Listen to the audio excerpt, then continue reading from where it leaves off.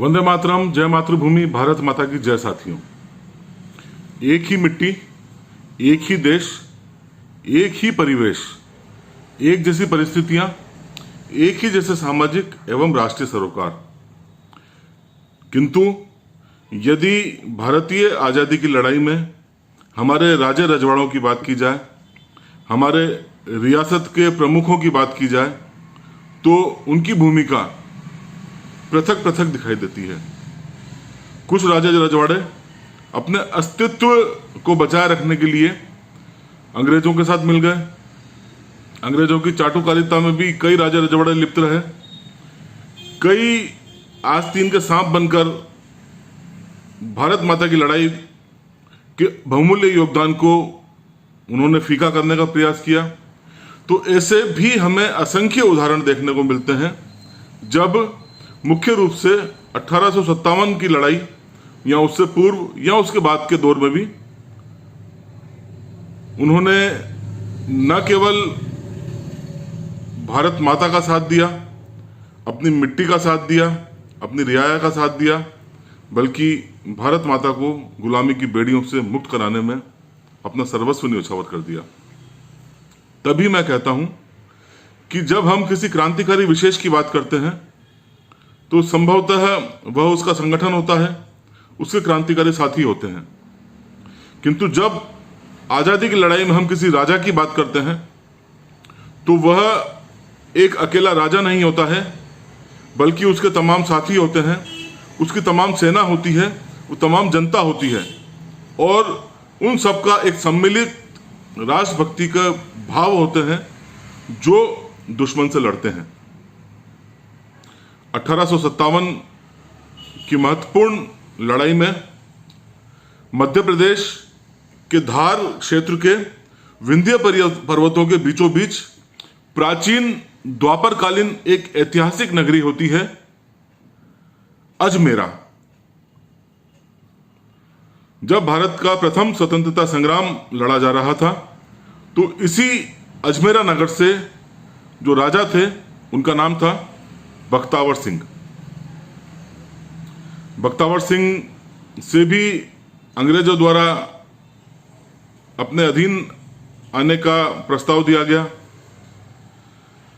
किंतु इसे मातृभूमि प्यारी थी, इसे आजादी प्यारी थी। अंग्रेजों की चाटुकारिता में हमारा यह सिंह नहीं रह सकता था।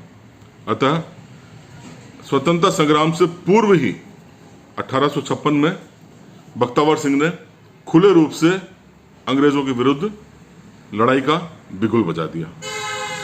अब समय आया 1857 के विद्रोह का।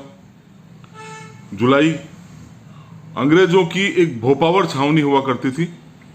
उस छावनी में बख्तावर सिंह ने हमला कर दिया। आप जज्बा देखिए, जहां तमाम राजे रजवाड़े भयभीत थे, खौफ खाते थे अंग्रेजों का और स्वतः ही उनकी शरण में चले जाते थे। यहां पर एक ऐसा सिंह था जिसने अंग्रेजों को आगे होके चुनौती दे डाली कि मुझे तुम्हारे साथ युद्ध रखना है, युद्धरत रहना है, और तुम्हारा ब्रिटिश साम्राज्य कितना ही बड़ा हो, मेरे ताकत, मेरी शक्ति और मेरे साम्राज्य से बड़ा नहीं हो सकता। तो बख्तावर सिंह जी द्वारा भोपावर छावनी पर हमला कर दिया जाता है, उसे कब्जे में ले लिया जाता है। हमारे क्रांतिकारी दौर में हमने ये तो सुना कि कई क्रांतिकारी भेष बदल कर निकले, भागे इधर उधर, अंग्रेजों से, उनकी पुलिस से, उनकी नजरों से भेष बदल कर ये इधर उधर भटकते रहे। लेकिन बख्तावर सिंह जी का खौफ देखिए, जब इन्होंने भोपावर में छावनी पर कब्जा किया तो वहां का जो कैप्टन था हचिंसन, उसे परिवार सहित भेष बदलकर भागना पड़ा। वो तो झाबुआ के राजा ने उसे शरण दे दी, वरना बख्तावर नामक सिंह के पंजों से, जबड़ों से वह नहीं बचता। झाबुआ जाकर कैप्टन निश्चिंत हुआ, लेकिन अभी भी हमारे बख्तावर सिंह जी संतुष्ट नहीं थे। वो बिल्कुल अंग्रेजों को संपूर्ण रूप से धूल चटाने के उद्देश्य से उन्होंने आक्रमण किया था।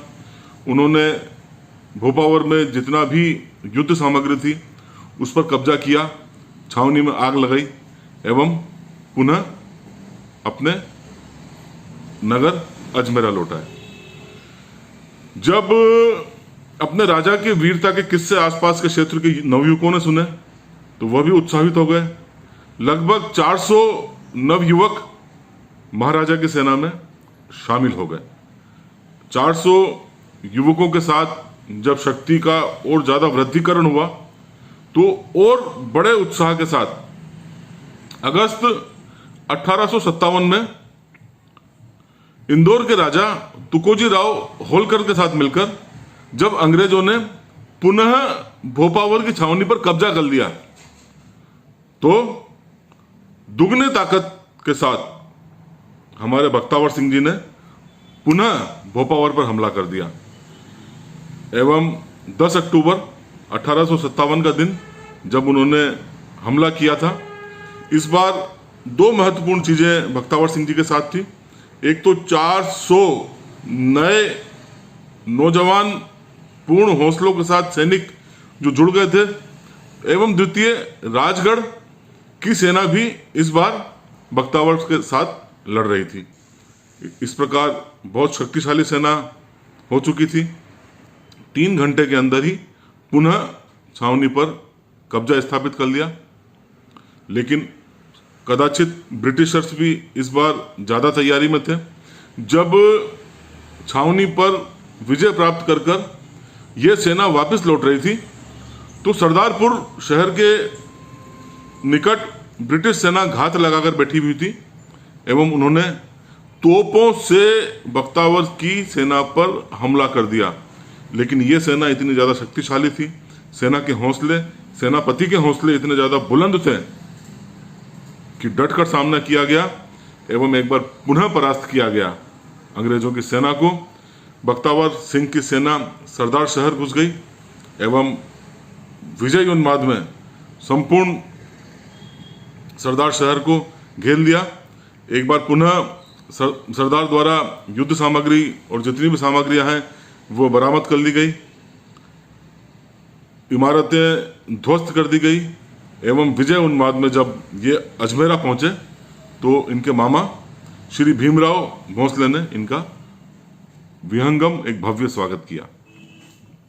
अब हमारे इस महान सेनानायक, योद्धा, क्रांतिकारी, भारत माता के सपूत के हौसले इतने बुलंद थे कि इन्होंने अंग्रेजों की अन्य छावनियों को भी निशाना बनाना प्रारंभ किया, क्योंकि इनका मानना यह था कि अंग्रेज शक्तिशाली हो, अंग्रेज आगे होकर इन पर कब्जा जमाने का प्रयास करें, इससे पूर्व ही सिंह की बात ही उन पर झपट्टा मारा जाए ताकि अंग्रेजों के हौसले पस्त किए जा सके।